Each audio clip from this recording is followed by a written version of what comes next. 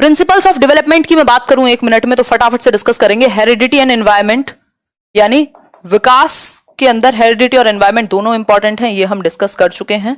कुछ सिद्धांत हैं विकास के, ये लाइफ लॉन्ग यानी वूम्ब टू टूम्ब चलेगा, कॉन्टिन्यूअस है यानी सतत है।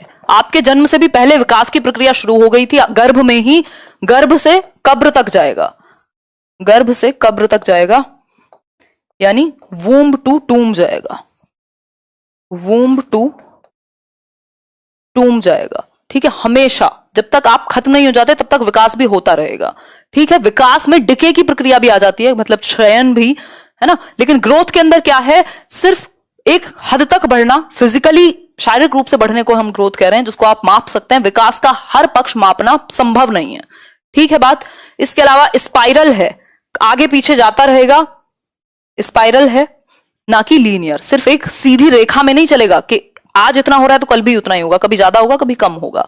ठीक, एक है इंटीग्रेशन एंड डिफरेंशिएशन का प्रिंसिपल। एक क्वेश्चन पूछा जाता है कि एक बच्चा है जो पहले स्कूल जाते हुए रोता है, अब सिर्फ उसकी जो नर्व्स हैं वो टाइट होती हैं, अब वो रोता नहीं है, मतलब डिफरेंशिएशन एंड इंटीग्रेशन का प्रिंसिपल है। ठीक है, तो ऐसे बहुत सारे प्रिंसिपल हैं, समय समय पर मैं आपके साथ डिस्कस करती रहूंगी। आगे बढ़ेंगे। ये मत सोचिएगा आप सिर्फ क्वेश्चन कर रहे हैं, कॉन्सेप्ट तैयार हो रहा है आपका पूरे डेवलपमेंट का, और ये बेस है सीटेट का ही। एक तरीके से मैं देखूं तो हर एक सब्जेक्ट का base development, growth and development. देखो, there are individual variations in the rate of motor development, yet the sequence of motor development is from dash to dash. यानी कि सीक्वेंस मोटर डेवलपमेंट का, मोटर मतलब गत्यात्मक विकास। गत्यात्मक विकास किसका हिस्सा है? शारीरिक विकास का। ठीक है, गत्यात्मक मतलब गति में विकास। भाई मैं कल बॉलिंग कर पाऊं, उछल पाऊं, कूद पाऊं, ये सब क्या है? गत्यात्मक विकास है, यानी मेरी गति में वृद्धि हो रही है। वृद्धि कहना गलत होगा, एडवांसमेंट आ रही है। ठीक है, बताइए क्या होगा इसका सही आंसर? मोटर डेवलपमेंट का जो सीक्वेंस है वो किस दिशा से किस दिशा में जाएगा, ये पूछा है। दीजिए आंसर। आप कह रहे हैं 6th का सी। मान सकते हैं हम आपकी बात को, समझेंगे अभी। इससे पहले हम ये समझ लेते हैं कि विकास के जो प्रकार हैं वो डायरेक्शंस कौन सी हैं डेवलपमेंट की, है ना। हम कह सकते हैं 4 मुख्य प्रकार हैं विकास के। PCSE, ये PCS वो वाला PCS नहीं है, UPPCS और MPPCS। ये PCS है फिजिकल डेवलपमेंट, यानी शारीरिक विकास, यानी आपके शरीर का विकास। एक प्रकार तो ये हुआ शारीरिक विकास, विकास का जिसमें वृद्धि भी आ जाएगी, जो शारीरिक रूप से आपकी हाइट वेट का बढ़ना। ठीक है, ये हो गया फिजिकल डेवलपमेंट। इसी के अंडर आपका मोटर डेवलपमेंट है, आपकी गत्यात्मक कौशलों में विकास। ठीक है बात। फिर है कॉग्निटिव। कॉग्निटिव का मतलब संज्ञान, आपके दिमाग से रिलेटेड जितनी भी स्किल्स हैं, मानसिक क्षमताओं का विकास, कॉग्निटिव डेवलपमेंट यानी संज्ञानात्मक विकास। मेरे मेंटल जितनी भी स्किल्स हैं, चाहे वो मेरा सोचना थिंकिंग है, मेरी इमेजिनेशन कल्पना है, चाहे वो मेरी रीजनिंग यानी तर्क करना है, ये सारी क्षमताएं मेरी कॉग्निटिव स्किल्स में आएंगी। फिर है सोशल यानी सामाजिक विकास, और लास्ट है आपका इमोशनल। ये सोशल इमोशनल एक दूसरे से जुड़े हुए हैं। इमोशनल मतलब आपके संवेगों का विकास, आपके संवेगों का विकास। ठीक, सोशल में ही जेंडर से रिलेटेड डेवलपमेंट आ जाएगा, और कॉग्निटिव में लैंग्वेज का डेवलपमेंट आ जाएगा, फिजिकल में मोटर डेवलपमेंट आ जाएगा। ठीक है बात, ये बात क्लियर हो गई। अब अगर मैं बात करूं आपके साथ, तो मोटर डेवलपमेंट की भी कुछ दिशाएं हैं। मैंने जैसे अभी बताया कि हमारा शरीर तो जन्म तो लिया था, अपने हाथ पैर तो थे ही, लेकिन उनमें जब गति आनी शुरू हुई उसको हम मोटर डेवलपमेंट कह रहे हैं। अब मोटर डेवलपमेंट की 2 दिशाएं हैं। यदि हम बात करें यहां, तो आप क्वेश्चन पे जाएंगे वापस से। There are individual variations in the rate of motor development, yet the sequence of motor development is from dash to dash. तो मोटर डेवलपमेंट की 2 दिशाएं हैं, ग्रॉस से फाइन की ओर जाना। समझिए एक बार, डायरेक्शंस ऑफ डेवलपमेंट कहा जाता है इन्हें। 2 प्रकार की डायरेक्शन है, एक तो है gross motor development. Gross motor development का मतलब है स्थूल गतिक कौशल, हिंदी में ग्रॉस मोटर स्किल्स, और second is your fine motor skills. ज्यादा सीरियस तो नहीं लग रही हूं मैं, वैसे एग्जाम के लिए पढ़ रहे हैं तो अब आपका और मेरा सीरियस होना जरूरी है ना। और पॉसिबल हो पाया तो मैं 9 बजे से क्लास कोशिश करूंगी, है ना। देखो एक बार, fine motor skills, fine motor skills. ठीक, ग्रॉस का मतलब है स्थूल गतिक कौशल। एक क्वेश्चन भी बाहर नहीं निकलता जनरली जब हम तैयारी करते हैं अच्छे से। स्थूल गतिक कौशल, आपकी किस्मत ही खराब हो तो 1-2 क्वेश्चन निकल सकते हैं, उसमें भी आप 27 नंबर तो किसी भी स्थिति में ले आएंगे 30 में से। देखो एक बार, फाइन मोटर स्किल्स का मतलब है सूक्ष्म गतिक कौशल, ठीक। ग्रॉस मोटर स्किल्स जिसमें बड़ी मसल्स का, बड़ी मांसपेशियों का इस्तेमाल हो आपके शरीर के, जैसे कि मैं अभी ये हाथ ऐसे चलाऊं, ये क्या है? ग्रॉस मोटर स्किल्स है, बड़ी मांसपेशी है जो आपकी चलने में, दौड़ने में, कूदने में, भागने में, इन सब में यूज होती है। जैसे आपकी थाई की जो मसल है, आपके हैंड में जितनी भी बड़ी मसल्स हैं, आर्म्स में, ये सारी चीजें क्या है? ये ग्रॉस मोटर का हिस्सा हैं। लेकिन जब आप अपने शरीर की छोटी मसल्स, छोटी मांसपेशियों का कोऑर्डिनेशन, समन्वयन बनाते हैं, तब हम उसको फाइन मोटर स्किल्स कहते हैं। जैसे मेरा ये पेन पकड़ना, तो राइटिंग किसके अंदर आएगा? फाइन मोटर स्किल्स के, है ना। वो जो निटिंग बोलते हैं ना, आई थिंक बुनने को, वो किसके अंदर आएगा? फाइन मोटर स्किल्स के। ड्राइंग किसके अंदर आएगा? फाइन मोटर स्किल्स के। वो जो आप आईलाइनर लगाते हैं वो किसके अंदर आएगा? फाइन मोटर स्किल्स के। वहीं आप जब साइकिल चला रहे हैं तो आपकी ये वाली मसल ज्यादा यूज होगी, ग्रॉस मोटर। जब आप भाग रहे हैं तब ग्रॉस मोटर, जब आप रस्सी कूद रहे हैं तो ग्रॉस मोटर, क्योंकि बड़ी मसल्स का यूज है इसमें। फाइन मोटर में छोटी मसल्स का यूज है, ठीक है बात? हाँ, रुक गया? नहीं, चल तो रहा है यार, ठीक से चल रहा है, बढ़िया एकदम। हाँ, जैसे आईलाइनर लगा, आईलाइनर सबको याद रहता है ना? सही है, मेरा फेवरेट आईलाइनर, बहुत बढ़िया नेहा, सही है, सही है। मेरी तो कभी, वैसे रेयरली, आज तक 2-3 बार लगवाया होगा जीवन में, कहीं शादी वादी में दीदी पकड़ के लगा देती हैं वो भी, और उसमें भी इतनी डांट पड़ रही होती है क्योंकि मेरे से खड़ा नहीं हुआ जाता। अब मुझे तो आदत नहीं है, तो एक फ्रेंड थी, वो इस बार कहती है तूने लगाया है ये। मैं, मेरी शक्ल से लगता है मेरे से लगाया जाएगा, तो फोटो देख के। तो ऐसी ऐसी स्थिति होती है। तो आईलाइनर में फाइन मोटर स्किल्स मतलब कोऑर्डिनेशन चाहिए। अगर हाथ हल्का सा भी इधर उधर हुआ तो आपकी आंख कुछ और बन सकती है ना, ब्लैक होल बन सकती है, ठीक। तो आगे बढ़ेंगे, अगर पूछ ले आपसे ग्रॉस मोटर स्किल्स में, तो रनिंग, जंपिंग और इस तरीके की चीजें आ जाएंगी, वॉकिंग। और अगर फाइन मोटर में पूछ ले तो राइटिंग, ड्राइंग, इसके अलावा अगर मैं कहूं आपकी जो मैंने अभी बताया ये आईलाइनर वाला एग्जांपल, इसके अलावा जो बुनना है, कढ़ाई करना है, ये सब किस में आएंगे? फाइन मोटर स्किल्स में, ठीक है। आगे बढ़ेंगे, आगे चलेंगे। तो क्वेश्चन का आंसर क्या हुआ कुल मिलाकर के? जो दिशा है वो ग्रॉस से फाइन, पहले बड़ी मसल्स का कोऑर्डिनेशन आता है हमारी बॉडी में। आप देखते हैं ना, बच्चा पहले पूरे शरीर का यूज करेगा, चलना सीखेगा, खड़े होना सीखेगा, बाद में वो पेन पकड़ के अच्छे से ड्राइंग करना सीखेगा, है ना। तो उससे पहले तो वो पूरा हाथ से पकड़ के बॉटल से दूध पीना तो सीख ही गया था ना, लेकिन पेन पकड़ के पर्टिकुलरली, या इस पेन को भी पूरे हाथों से पकड़ेगा, फिर धीरे धीरे फाइन मोटर स्किल्स पे।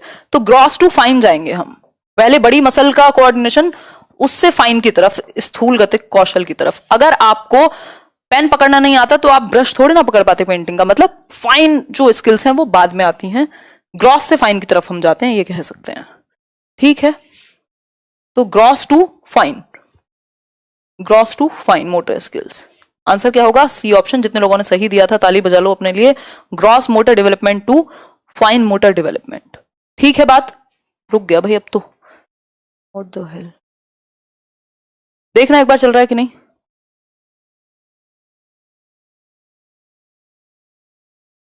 देखना एक बार, अभी क्लियर होगा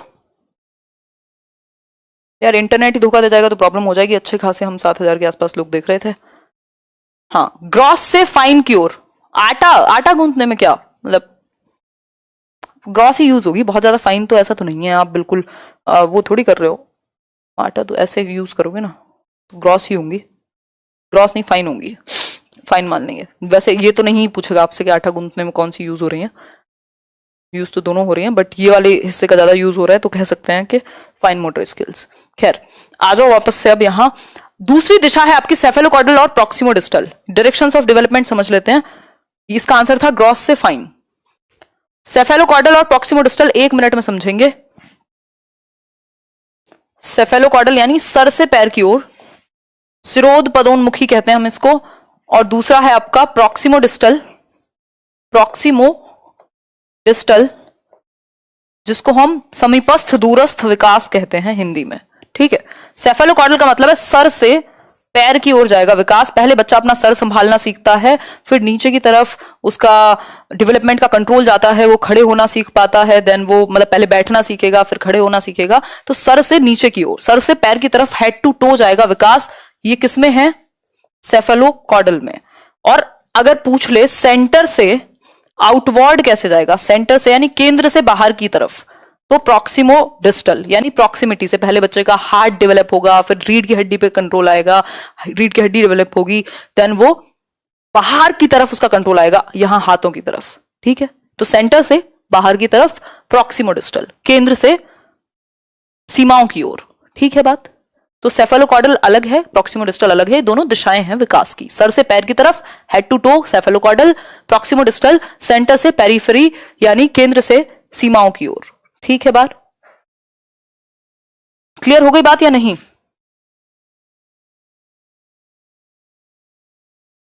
अरे धन्यवाद वर्षा, बहुत बढ़िया। आप लोग मेरे को ना ऐसे पुदीने के पेड़ पे चढ़ा के रखा करो, सही रहता है। देखो एक बार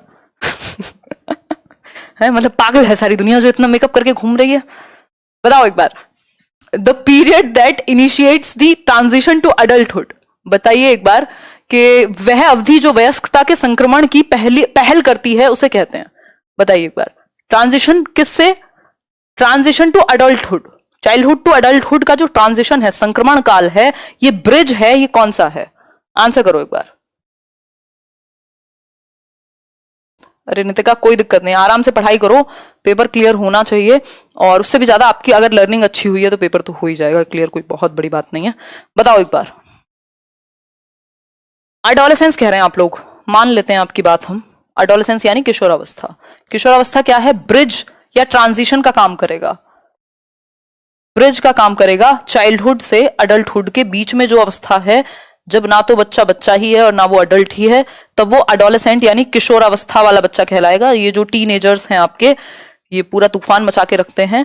तनाव एवं तूफान का काल भी कहा है स्टैनली हॉल ने एडोलेसेंस को, उनकी बुक भी है एडोलेसेंस के नाम की। उन्होंने कहा है adolescence is a period of stress and storm, मतलब इतने सारे परिवर्तन हैं, ट्रांजिशन हो रहा है ना बच्चे से बड़े में, मतलब वयस्क बन रहे हैं वो, बाल्यावस्था से और वयस्कता के बीच का काल है, ट्रांजिशन का काल है, बदलाव का काल है, इमोशनली, फिजिकली, साइकोलॉजिकली, आपका हार्मोनो मतलब हार्मोनो क्या क्या बोलोगे, हार्मोनल चेंजेस इतने सारे हो रहे हैं कहां, एडोलेसेंस में। तो ये बहुत तेजी से परिवर्तन होते हैं, उसको संक्रमण काल कह सकते हो आप, ट्रांजिशनल पीरियड कह सकते हो। मैं एग्जांपल भी देती रहती हूँ आपको कि वेम्पायर डायरीज का, कि उसमें जब इंसान से वेम्पायर बनता है इंसान, तो वो ट्रांजिशन होता है, तो ट्रांजिशन मुश्किल होता है ना। तो ट्रांजिशनल पीरियड है क्या, एडोलेसेंस। ठीक, अब ये चार अवस्थाएं एक बार पढ़ लेते हैं हम, चार अवस्थाएं एक बार हम समझ लेते हैं। एडोलेसेंस को हमने समझ ही लिया है, अभी तो समझा ही था, चारों अवस्थाएं हम कर चुके हैं मेरे ख्याल में, फिर भी मैं आपको बता देती हूँ मोटे मोटे तौर पे। जन्म से 2 वर्ष शैशवावस्था, जिसको हम इन्फेंसी कह रहे हैं, जब बच्चा अपने सेंसेस पे बेस्ड होगा। 2 से 6 वर्ष अर्ली चाइल्डहुड, जब भाषा विकास सबसे तेजी से होगा, फिजिकल ग्रोथ भी बहुत तेजी से हो रही है, यहां भी फिजिकल ग्रोथ जो है यानी शारीरिक विकास बहुत तेजी से होगा। फिर 7 से 11 या 6 से 12 कह देते हैं कई लोग, ये उत्तर बाल्यावस्था है ना। फिर जहां लॉजिक आएगा, फिर 12 से 18 आपका एडोलेसेंस है यानी किशोरावस्था, जहां बहुत ही तेजी से सारे परिवर्तन हो रहे होंगे। ये एक बात है। आगे बढ़ते हैं नेक्स्ट क्वेश्चन की तरफ। देखो एक बार ये क्वेश्चन देखिए, क्वेश्चन देखिए फटाफट से, आंसर कीजिए फटाफट से। नेक्स्ट क्वेश्चन है, which of the following correctly identifies the broad domains of development. मैंने अभी आपको थोड़ी देर पहले बताया था कि विकास के मुख्य रूप से 4 प्रकार हैं, उसके अंदर कितने भी हो जाएं वो एक डिफरेंट चीज है। तो ब्रॉड डोमेन्स का मतलब है जो बड़े आयाम हैं, व्यापक आयाम हैं विकास के। विकास के कितने प्रकार हैं आप ये भी कह सकते हो, कितने प्रकार हैं विकास के ये भी कह सकते हो। आंसर कीजिए फटाफट से, दीजिए जवाब, पानी पिया जाए इतने।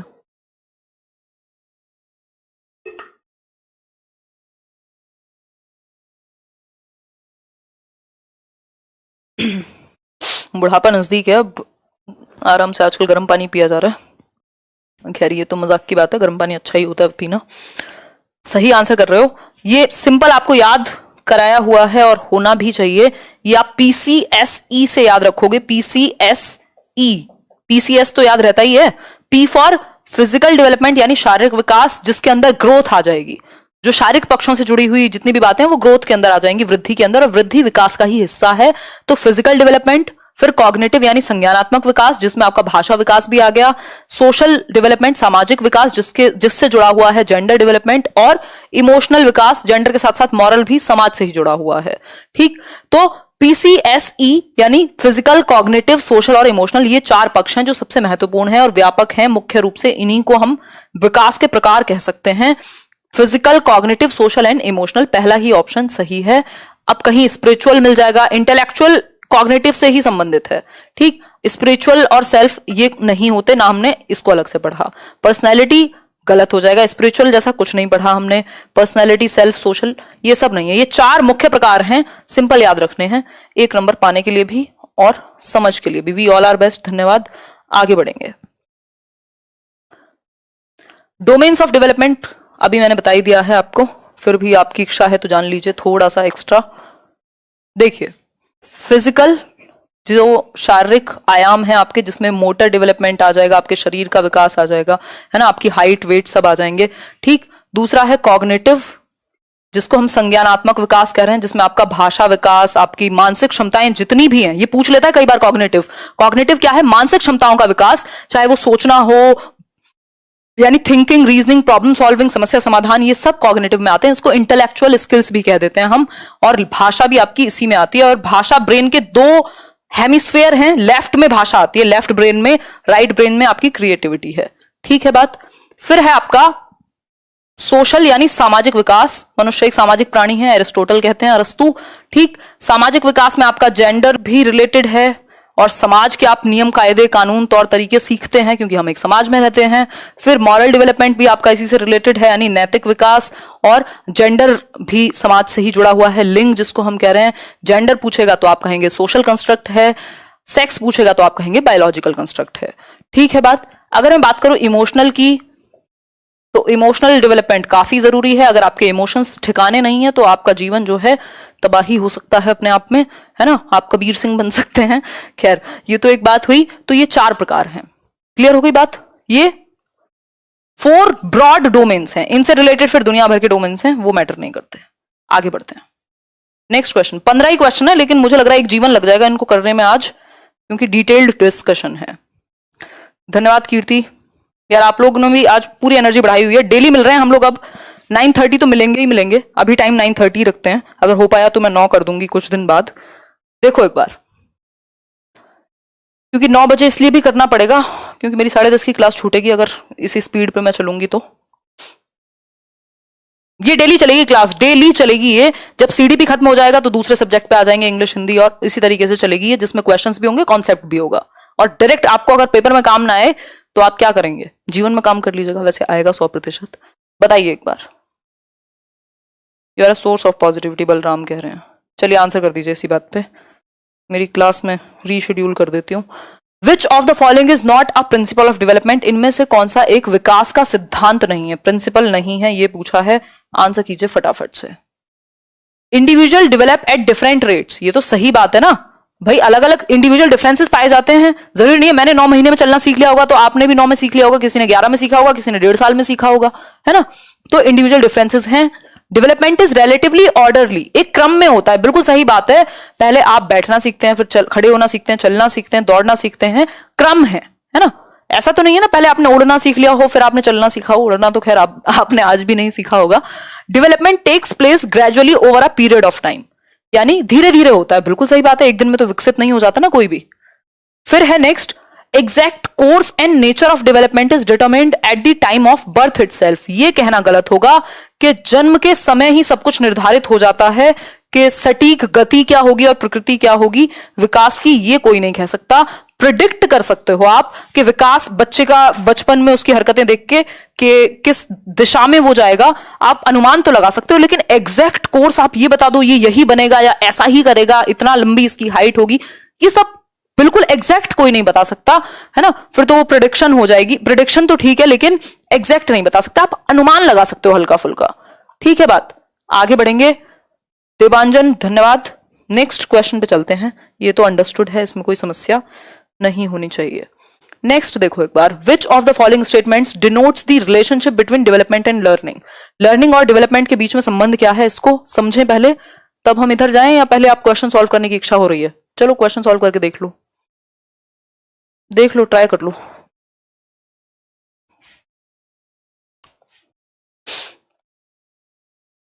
सेशन लेने सिर्फ आ रहे हो, मैंने बता दिया है आपको, 25 तो कम से कम आएंगे अगर ये वाली सीरीज सिर्फ फॉलो भी कर रहे हो सीडीबी में, और इसके बाद जो जो सब्जेक्ट चलेंगे उसमें अलग तरीके से काम होगा ही।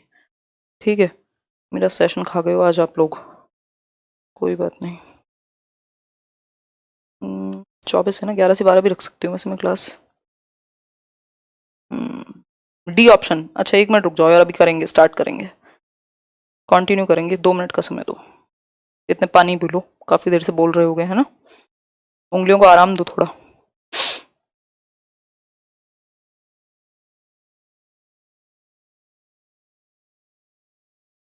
एक्चुअली मेरे कई दिन खराब हो गए तबीयत के चक्कर में, अब और पंगे नहीं लिए जा सकते।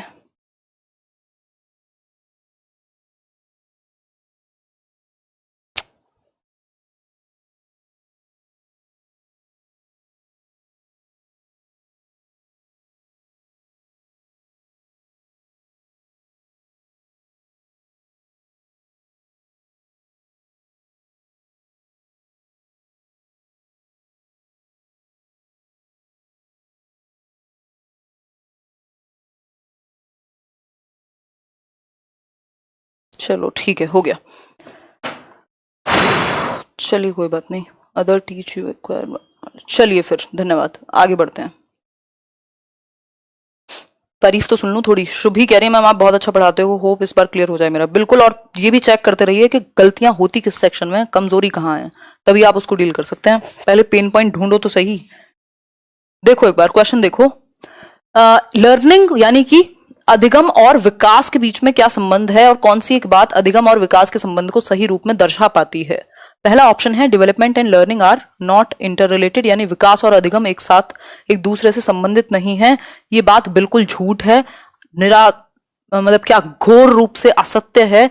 विकास और अधिगम दोनों जुड़े हुए हैं, इवन हर एक चीज आपकी डेवलपमेंट से जुड़ी हुई है, ये कह सकते हैं। ठीक है, तो लर्निंग और डेवलपमेंट दोनों इंटर रिलेटेड हैं। Learning takes place irrespective of development, यानी विकास के बिना ही। ऐसा नहीं हो सकता यदि कोई बच्चे का विकास नहीं हुआ, मान लीजिए वो उस अवस्था में ही नहीं है, संज्ञानात्मक, इमोशनल, मतलब social, emotional, physical, cognitive development ही नहीं हुआ, तो आप उसको वो चीज नहीं सिखा सकते जिस लेवल का उसके अंदर अभी डेवलपमेंट आया ही नहीं है, यानी जो स्टेज में वो है ही नहीं।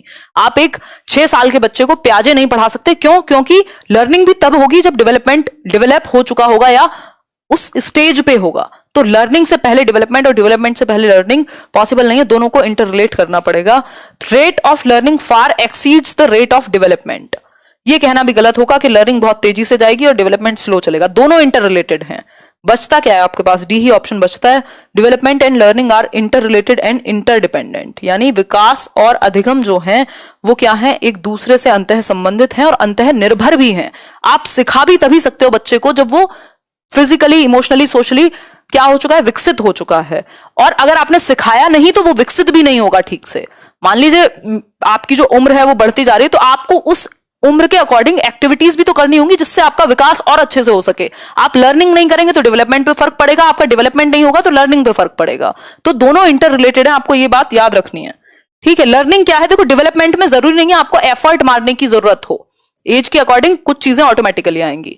लेकिन लर्निंग क्या है, इसमें आपको प्रैक्टिस और एफर्ट लगेगा ही लगेगा। तो कई बार कुछ एस्पेक्ट में लर्निंग से डेवलपमेंट होता है और डेवलपमेंट से लर्निंग होती है, यानी इंटर रिलेटेड है। आगे बढ़ेंगे नेक्स्ट क्वेश्चन पे। लर्निंग और डेवलपमेंट की बात हमने की। देखो यहां वाइगॉस्की को भी ले आते हैं। वैसे क्या होगा, लर्निंग और डेवलपमेंट यानी अधिगम और विकास जो है एक दूसरे से अंतः संबंधित है, इंटर रिलेटेड है। ये बात हम बिल्कुल सिंपल रूप में याद रखेंगे। लेकिन वाइगॉस्की क्या कहते हैं इस बारे में, वो भी याद रख लेते हैं। वाइगॉस्की कहते हैं कि जो लर्निंग है, लर्निंग से डेवलपमेंट आएगा, ऐसा कौन कहते हैं, वाइगॉस्की। प्याजे क्या कहते हैं, डेवलपमेंट से लर्निंग होगी, यानी एज के अकॉर्डिंग ही आप सिखाओगे। वाइगॉस्की कह रहे हैं एज इंपॉर्टेंट नहीं है, लर्निंग करा दो, डेवलपमेंट अपने आप हो जाएगा। ठीक है, तो ये थोड़ा सा डिफरेंस है वाइगॉस्की और प्याजे की बातों में। बाकी जब उनका चैप्टर आएगा तब मैं ये बात और अच्छे से क्लियर कर दूंगी। नेक्स्ट क्वेश्चन पे चलते हैं, 4 और क्वेश्चन हैं इसके बाद। नेक्स्ट क्वेश्चन है, which one of the following statements is true about the role of heredity and environment. Heredity और एनवायरमेंट से एक से दो क्वेश्चन जरूर आते हैं, यानी हेरिडिटी और एनवायरमेंट के बारे में कौन सी एक बात ट्रू है। देखो, पेडागोजी में एक सबसे बड़ा खेल है कि आप क्वेश्चन आपने सही पढ़ा हो और सही पढ़ के आप सही समझ पाए हो, कॉम्प्रीहेंड कर पाए हो, नहीं तो अच्छी खासा आता हुआ टॉपिक आपका गलत होगा। इसीलिए मैं क्वेश्चंस को साथ में ले रही हूं, नहीं तो मैं 10 दिन में 10-15 चैप्टर हैं आपके टोटल सीटेट सीडीपी की अगर बात करूं, खत्म करा करके आपको साइड कर दिया होता। लेकिन क्वेश्चंस को बीच में लाना जरूरी है, नहीं तो आपने कितनी भी बार पढ़ा हो प्रॉब्लम आएगी। बताओ इनमें से कौन सी एक बात सही है, बताओ इनमें से कौन सी एक बात सही है, फटाफट से बताओ। Certain aspects of development are influenced more by heredity and others more by environment. यानी विकास के कुछ पहलू आनुवंशिकता और कुछ अन्य पर्यावरण से अधिक प्रभावित होते हैं। मैंने कहा था आपको अभी कि विकास यानी हेरिडिटी कुछ क्षेत्र में ज्यादा प्रभावी होती है, जैसे मेरे आंखों का रंग, बालों का टाइप, मेरी बॉडी स्ट्रक्चर, मेरी आवाज भी इवन क्या है ज्यादा प्रभावित हो सकती है मेरी आनुवंशिकता से, मेरी हेरिडिटी से। और एनवायरमेंट से मेरी एजुकेशन, मेरा न्यूट्रिशन, ये चीजें ज्यादा प्रभावित होंगी। तो कुछ चीजें हेरिडिटी से ज्यादा प्रभावित होती हैं, ज्यादा इंपैक्ट पड़ेगा हेरिडिटी का, कुछ चीजों पर एनवायरमेंट का ज्यादा इंपैक्ट पड़ेगा। ठीक है बात, तो ये बात बिल्कुल सत्य है। फिर भी हम बाकी के ऑप्शंस को चेक कर लेंगे कि वो क्या कह रहे हैं। A child's ability to learn and perform is completely decided by the genes। फिर से वही बात, अगर किसी भी एक तरफ खींच के ले जाए दिक्कत हो जाएगी। सिर्फ जीन्स से विकास नहीं होता है, डेवलपमेंट बराबर हेरिडिटी इनटू एनवायरमेंट, गुणनफल है दोनों का। Good care and a nutritious diet can fight of any disorder a child is born with. अगर हेरिडिटी से आपको कोई प्रॉब्लम है, ऐसी बहुत सारी हेरिडिटरी प्रॉब्लम्स हैं, डिसेबिलिटीज हैं, इवन बीमारियां हैं जो बाहर से जरूरी नहीं है सही हो जाए, तो ये कहना भी गलत होगा कि फर्क नहीं पड़ता हेरिडिटी से क्या बीमारी मिली है एनवायरमेंट से ठीक हो जाएगी, जरूरी नहीं है। कुछ हो सकती है, कुछ नहीं हो सकते। Environment plays a significant role only in the child's language development, ये कहना गलत होगा। लैंग्वेज में एनवायरमेंट भी इंपॉर्टेंट है और हेरिडिटी भी इंपॉर्टेंट है। सिर्फ ऐसा नहीं है कि एनवायरमेंट का रोल सिर्फ भाषा में है, बहुत सारी चीजों में, भाषा में भी है, एजुकेशन में भी है, न्यूट्रिशन में भी है। ठीक, तो ओनली वाले ऑप्शंस थोड़े से अवॉइड करेंगे अगर हम, तो ज्यादा चांसेस हैं कि आप सही आंसर तक पहुंच पाएं। ठीक है, आप समझाते बहुत अच्छा हो, मैं बहुत अच्छा अंडरस्टैंड कर पाती हूँ आपकी स्टडी को। धन्यवाद अंजलि, तारीफ के लिए शुक्रिया। आप रुलाओगे क्या हैं? देखो एक बार 3 क्वेश्चन और हैं आज के लिए, कई लोग तो थक गए हैं।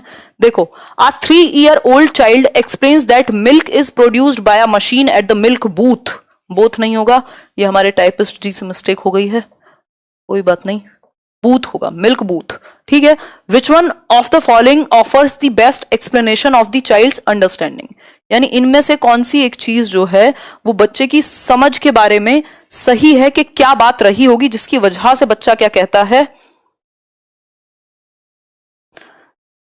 मानस पढ़ लेते, अगर रैंक नहीं आई ना तो मीटअप में अलग से मुंह दिखाई कराएंगे आपकी। खैर, मास्क वाली नहीं, 2000 नहीं देने पड़ेंगे। आ जाओ इधर आ जाओ। A 3-year-old child explains that milk is produced by a machine at the milk booth। यानी एक 3 साल का बच्चा है जो ये कहता है कि जो दूध है वो मदर डेयरी से आता है या मिल्क बूथ से लाया जाता है। उसको नहीं पता गाय का कोई कॉन्सेप्ट है या भैंस का कोई कॉन्सेप्ट है ना। इसका आप एक्सप्लेनेशन क्या देंगे विकास के परिप्रेक्ष्य में? कुछ क्वेश्चंस हैं जो मैंने एक्स्ट्रा भी डाले हैं, बताओ एक बार। बी ऑप्शन कह रहे हैं कई लोग, मतलब the child's answer is based on his or her experience of buying milk from the milk booth. बिल्कुल सही बात है। आप बच्चे को गलत नहीं मानते पेडागोजी में कभी भी कि बच्चा चाह करके नहीं सीखना चाहता, हो सकता है आपने एनवायरमेंट ना दिया हो, है ना। तो यहां पे बात क्या होगी कि जो बच्चे का उत्तर है वो उसके अनुभव पे, उसकी प्रीवियस एक्सपीरियंस पे, उसके पूर्व अनुभव पे बेस्ड है। उसको इतना ही पता है, वो अपने माँ बाप के साथ मदर डेयरी जाता था, वहां से मिल्क बूथ से दूध उठा करके घर आ जाता था, तो उसको तो ये लगेगा ना कि वहीं बनता है। तो उसके अपने अनुभव के बेसिस पे उसने उत्तर दिया है, सिंपल बात है। तो विकास या ग्रोथ ये सारी चीजें कहां से प्रभावित है? आपके एक्सपीरियंसेस से। मीनिंग मेकिंग लर्निंग कहां से होगी? एक्सपीरियंसेस से। ठीक, तो the child's answer is based on his her experience of buying milk from the booth. The child has very limited exposure. यार 3 साल का बच्चा है, मतलब क्या चाहते हो दुनिया की समझ बता दे आपको? ऑब्वियसली अब ये लिमिटेड बताना गलत होगा ना। सीख रहा है इस बात पे जोर दीजिए, बजाय कि जो नहीं सीखा उस पे जोर है आपका। फिर है the child has never seen cows. हमें क्या पता, हमें नहीं पता, जबरदस्ती क्यों बताएं हम? पेडागोजी के अनुसार पढ़ा लिखा आंसर यह है कि उसने अपने अनुभव की बात की है। फिर है the child's family does not offer a stimulating environment to the child. Stimulating environment तभी मिलेगा क्या जब गाय भैंस के पास ले जाएं उसको। सब कुछ थोड़ी पता हो सकता है बच्चे को, लेकिन जो उसके अनुभव पे बेस्ड था वो उसने कह दिया, बात खत्म हो गई, हमें फालतू दिमाग नहीं लगाना। सी ऑप्शन हो गया, बात खत्म। Experience of the child matter करेगा, मतलब हम प्राइमेसी किसको देते हैं, इंपॉर्टेंस किसको देते हैं, बच्चे के अनुभव को। तो बच्चे के अनुभव को हम हमेशा इंपॉर्टेंस देते हैं और 3 बातें मान के चलते हैं कि बच्चा क्या है, इनेट एबिलिटी है, यानी सीखने की क्षमता रखता है बच्चा, innate ability to learn, creativity की क्षमता है कुछ नया क्रिएट करने की, रचनात्मकता की, बिल्कुल सही है, और क्यूरियस है, जिज्ञासु है, जन्म से सीखने के लिए ही पैदा हुआ है, ये कह सकते हो, है ना। हम ही हैं, मैं और आप ही, टीचर्स या जो भी आसपास के लोग हैं, जो उसकी क्यूरियोसिटी को किल कर रहे हैं। दीवारों पे अगर पेंटिंग बना दी तो कैसे बना दी, क्वेश्चन क्यों पूछते हो इतने, तो उसी क्यूरियोसिटी को हम ही खत्म करते हैं, जिज्ञासा को। ये तीनों चीजें बच्चे में इनहेरेंट हैं, जन्म से हैं। तो बच्चे में कोई गड़बड़ नहीं है, गड़बड़ है हमारे एनवायरमेंट में। देखिए एक बार नेक्स्ट क्वेश्चन देख लीजिए और जवाब दे दीजिए। जवाब आज तो कमाल कर दिया आप लोगों ने, 6000 से ज्यादा ही लोग जुड़े हुए हैं पूरे टाइम से, हैं लगभग 7000 भी हो गए थे। बहुत बढ़िया, तबीयत तो अपने आप ही सही हो जाएगी, आप लोग इतनी एनर्जी से आओगे तो।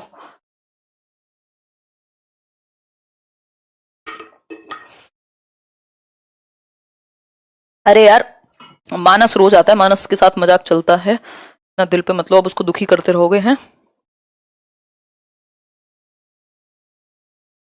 वही कोमल, बिल्कुल सही बात है, टीचर्स अच्छा नहीं पढ़ाते, बच्चा तो अच्छा है ही, ये वाला एक्सक्यूज चल जाएगा यहाँ, सही है। दीजिए आंसर दीजिए। The development from central part of the body towards peripheries, मैंने अभी डिस्कस किया था, सेंटर से पहले हार्ट डेवलप होगा, फिर बाहर की तरफ कंट्रोल जाएगा, ये वो फलाना ढिमकाना, ये सब क्या है, प्रॉक्सिमो डिस्टल कहलाएगा, यानी principle of proximo distal development यही। और देखो एक और तरीके से पूछ सकता है, सेंटर से बॉडी के एक्सट्रीम्स तक, भाषा बदल सकती है, टॉपिक यही रहने हैं, सिलेबस यही है सीटेट का 2011 से 20 तक।